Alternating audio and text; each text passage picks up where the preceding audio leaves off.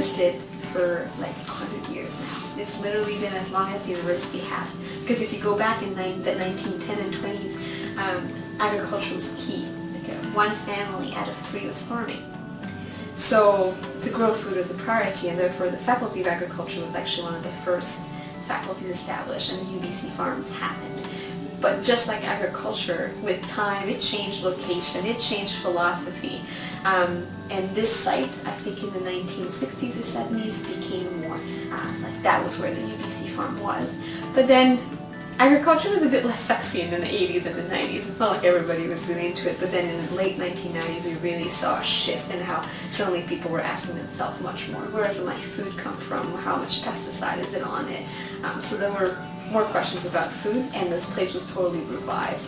We had students bringing it back to life, learning happened, but at the same time you have to understand the university had plans for this land. Having the land base secured in 2011 was a big turning point in the farm's history. So prior to that, the land base here at the farm was uncertain. We weren't sure whether the farm's existence would be able to continue, and so seeing the outpouring of community support, of university support, staff, students, faculty, community members coming out and saying to the university, this is important, I think both showed the importance of sustainable food systems to people. It was run as a typical reductionist university operation where the Department of Plant Science had their area, the Faculty of Forestry had their area, Botany had their area, and Botanical Gardens had theirs. So there were these different actors down there, and although I'm sure they got along okay, but there wasn't this coordination and the holistic approach to the site that you see now through the UBC Farm. Having that land security has really allowed us to now start planning for the long term and planning for new facilities on site and for long-term research projects. Because I think that is definitely one of the keys, is that these questions or these challenges in terms of food system sustainability can't necessarily be answered easily or quickly. So being able to take the long-term view has, I think, been a big shift for us. There was this huge community uproar.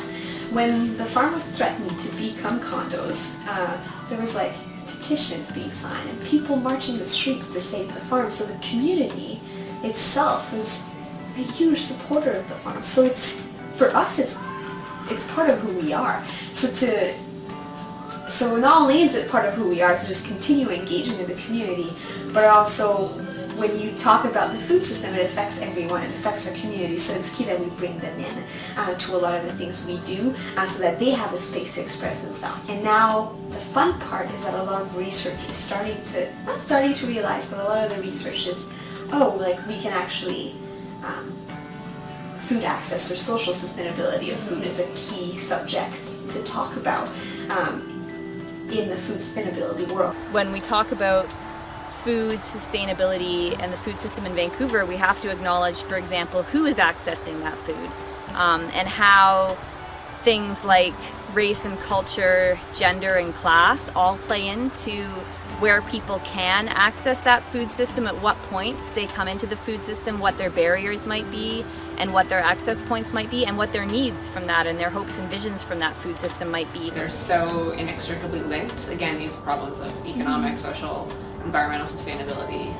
It's one big can of worms that needs all addressing in tandem. I don't feel like we can address one aspect of it without touching on another. There are numerous challenges, so it's hard to pinpoint, is it the distribution system that's not working? Is it ALR? Is it access to land? Like, there are a lot of them. I think the key here is to always strive to find solutions communally. You can't answer some of the major, big, lower mainland issue in food sustainability if you're not teaming up with the correct stakeholders. We often talk about the UBC Farm being sort of a place where people can come and explore concepts of food system sustainability, and I think it's really unique. We're one of the only university farms that I know of that is rooted in Indigenous territory and knowledge the way we are, because if we want to think about how to live sustainably on this piece of land, I don't think we can do it without talking to the people who've lived sustainably on it for tens of thousands of years. And I also think it's a matter of respect too, of making sure that they're a really important part of the process, envisioning the next thousands of years on that land.